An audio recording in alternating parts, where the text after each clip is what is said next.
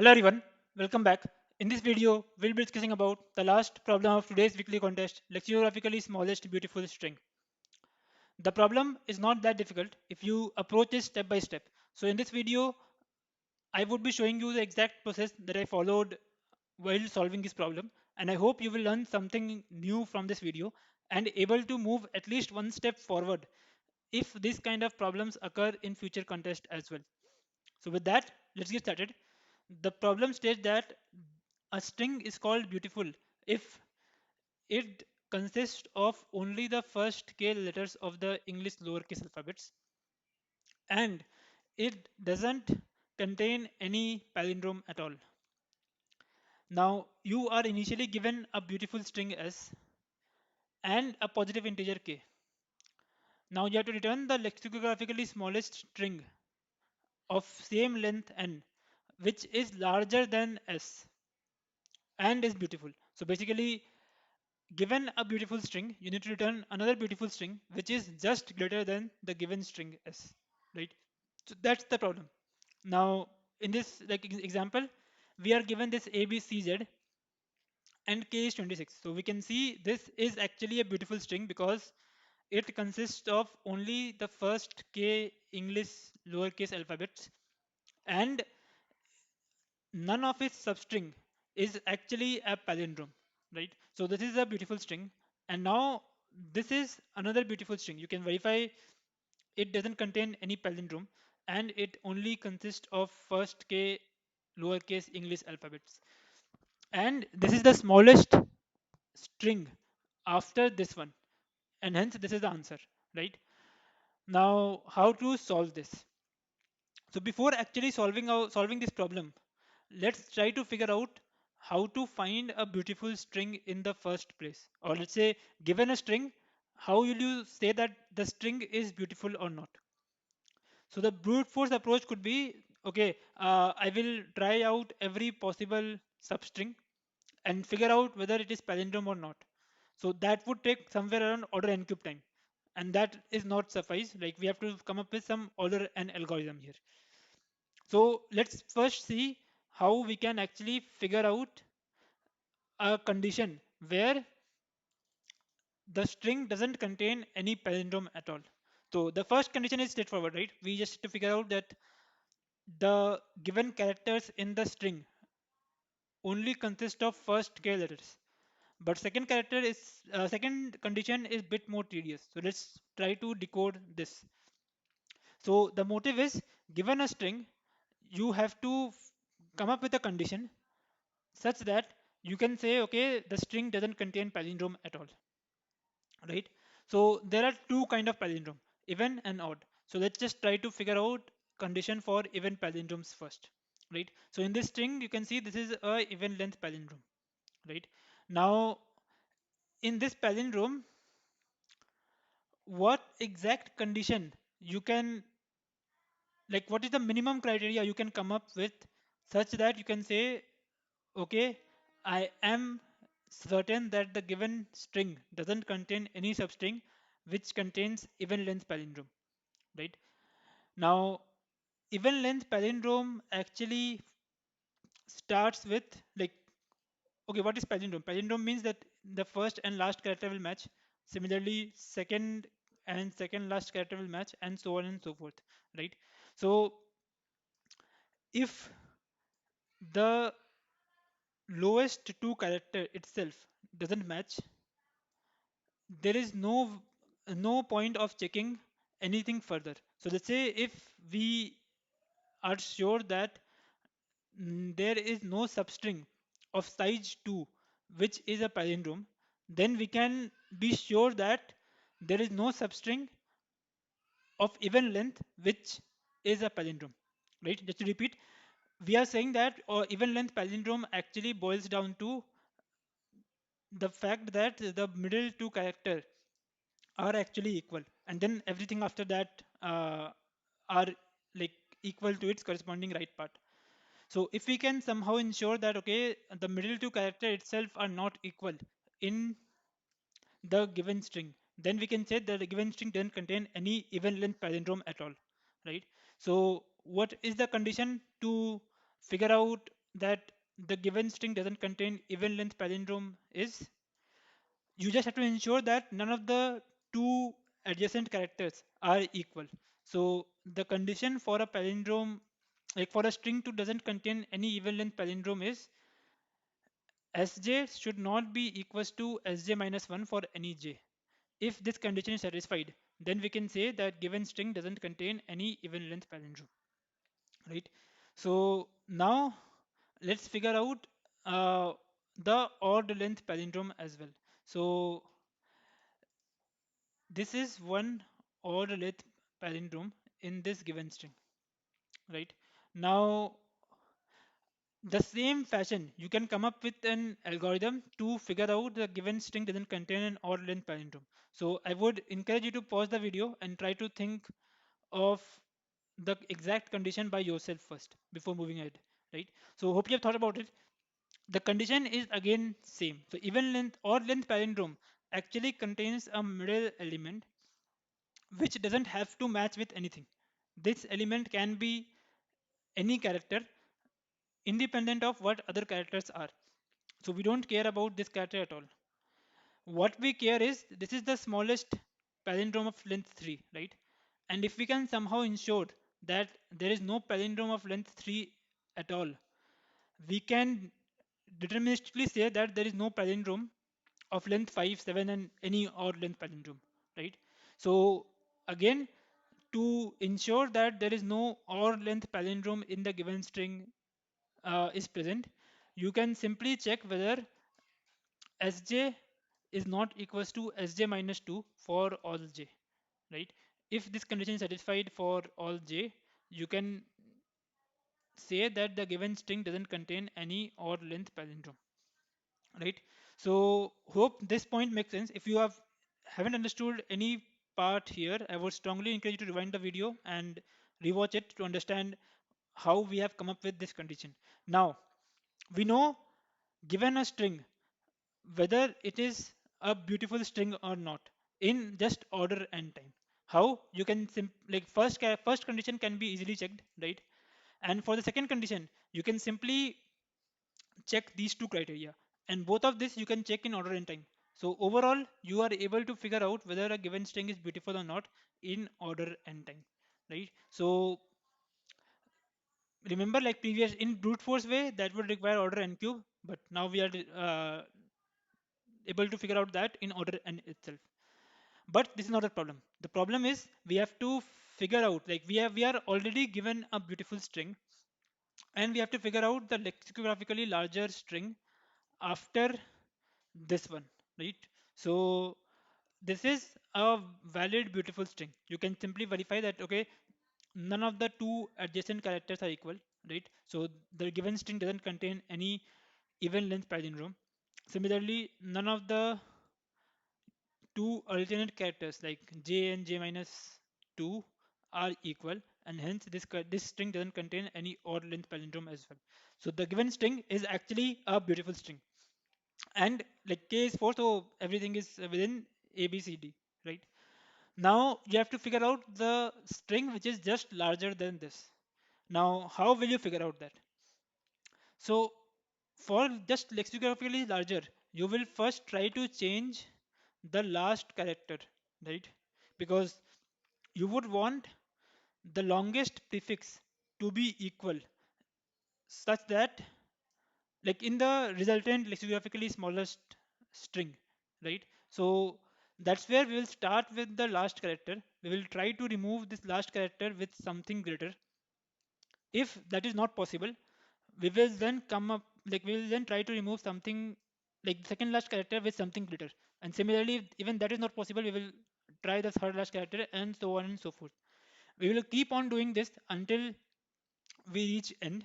And if we are not able to replace the first character itself, it means the given string doesn't have any lexicographically larger string, and we will return an empty string as a result, right? So that's the overall intuition. Now I would encourage you to pause the video and try to come up with the entire algorithm by yourself. So next we're looking at how we will actually implement this. So we actually have to remove this character with something greater. So what is the what are the possible choices. So you can see that there are only four choices possible: A, B, C, D, right? And this is already D. So you can't actually replace this with anything greater than D, and hence you can't actually replace just the last character. So you have to now take the help of second last character as well. So for second last character, again do the same thing. Basically, you'll say, okay, I want to replace this with a larger character, right? And what are the larger characters possible? Only D, right? So we will try to replace this with D. Now notice that D is not a valid candidate here. Why? Because if you put D here, this will be same as this, and hence the resultant string will contain odd length palindrome, right? It will not contain even length palindrome for sure, but it will contain odd length palindrome, and hence the resultant string will not be a beautiful string, right? So hence, even though we can replace this with D, D is not a valid candidate, and hence we have to take the help of the third large character.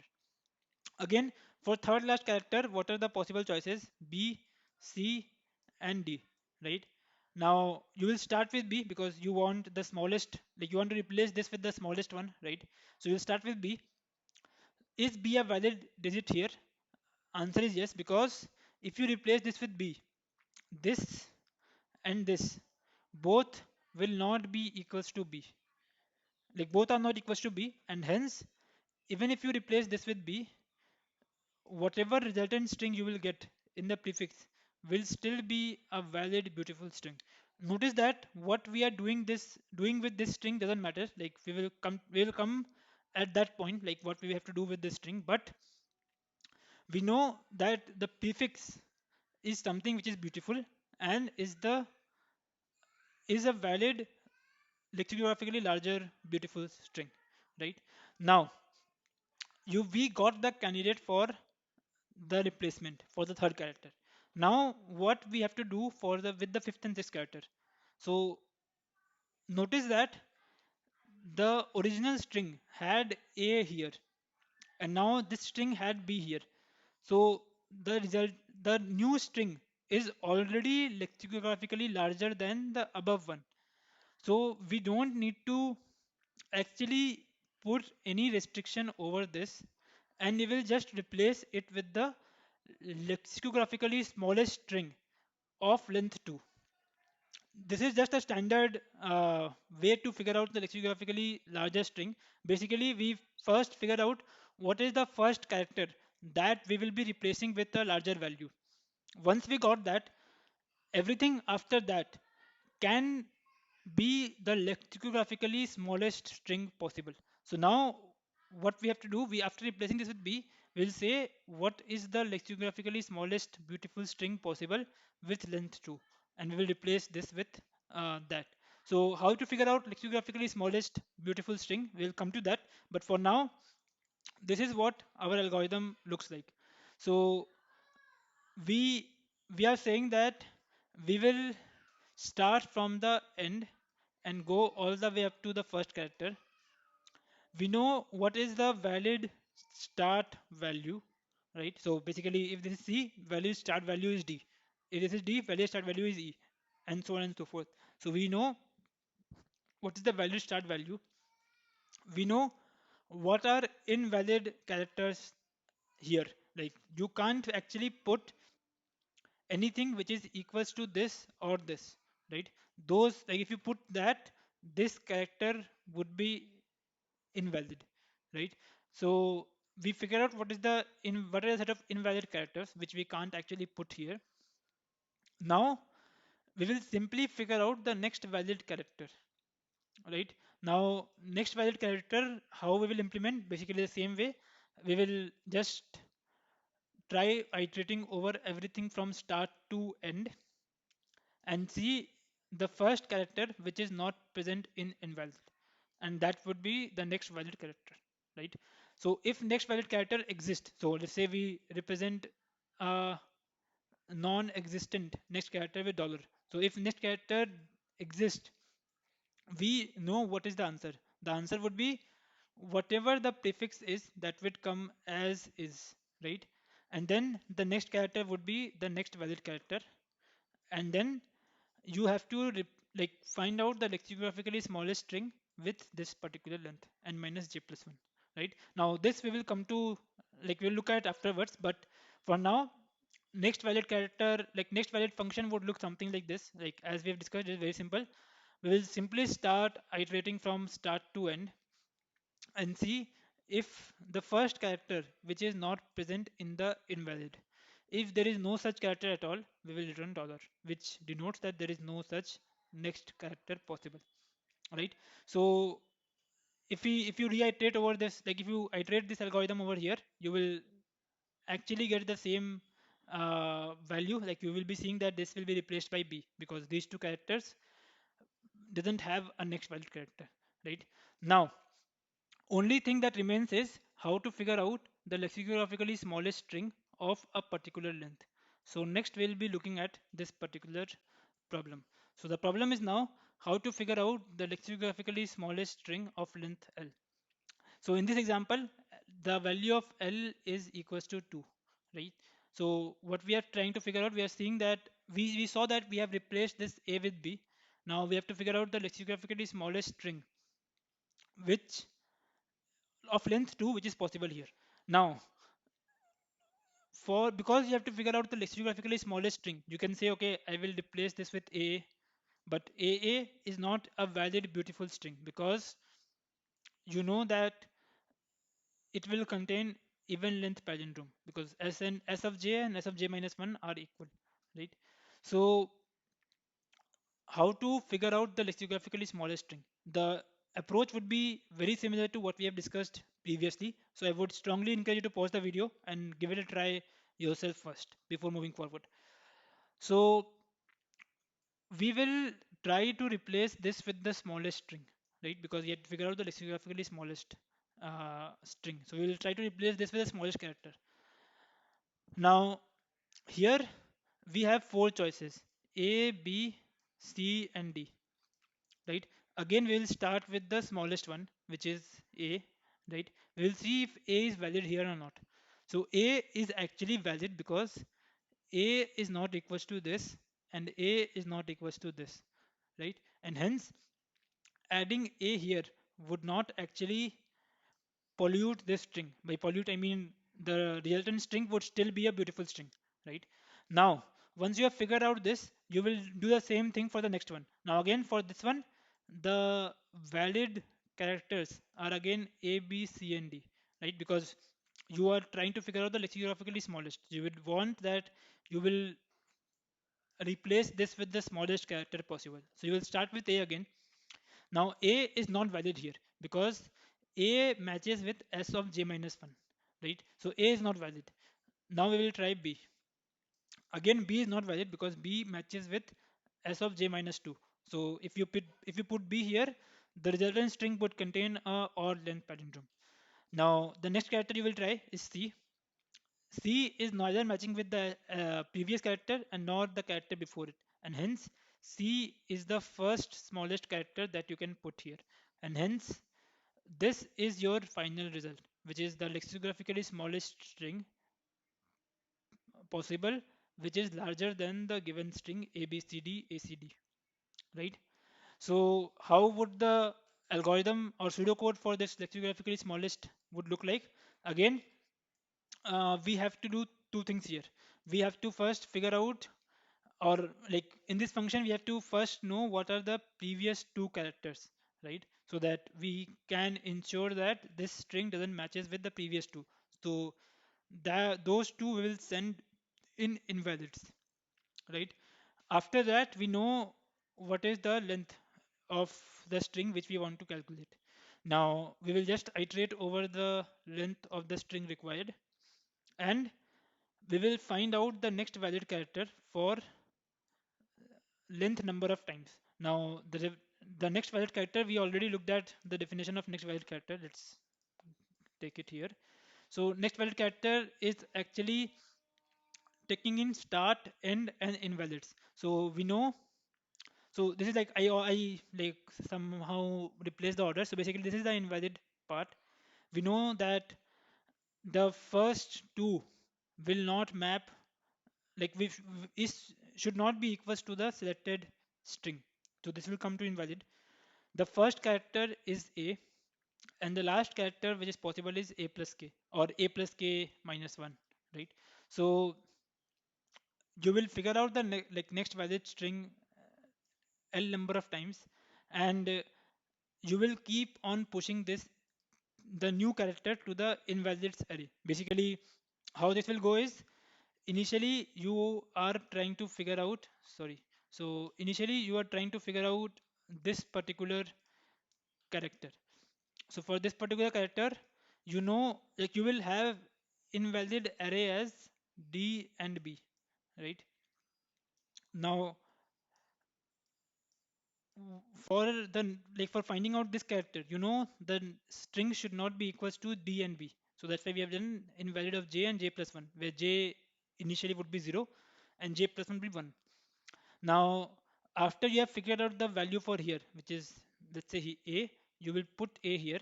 Now for the next character, the invalids would be B and A, right? So that's why we are keep on pushing this into invalids, and we take out the last two elements from this invalids array, right?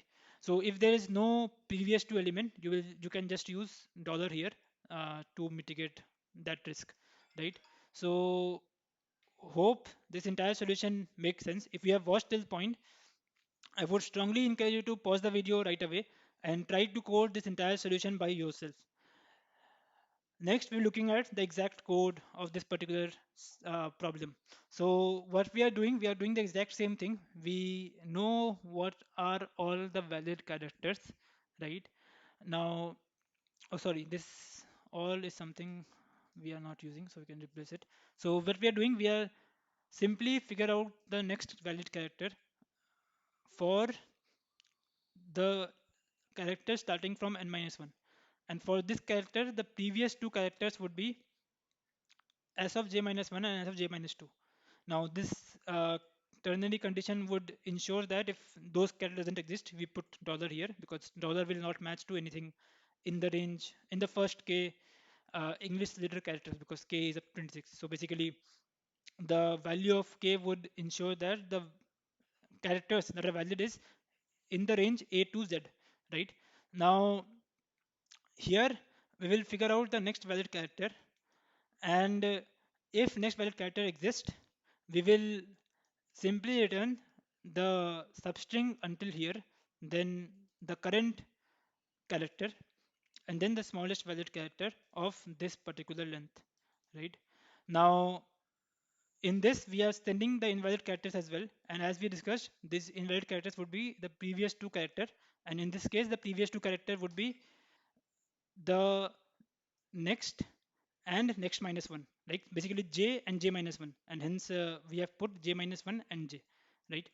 Now finally the other two smallest valid character is like the lexicographically smallest string possible with this particular length. Now this is again the same thing. We have just copied the pseudo code that we have written here. We'll just call next smallest valid character for n number of times or length number of times, and we will keep on pushing the invalid so that we can figure out the invalid characters as well. Now finally, next smallest valid character is simply iterating over start to end and figuring out if like the first character which doesn't exist in this invalid set, and that would be the next smallest valid character possible.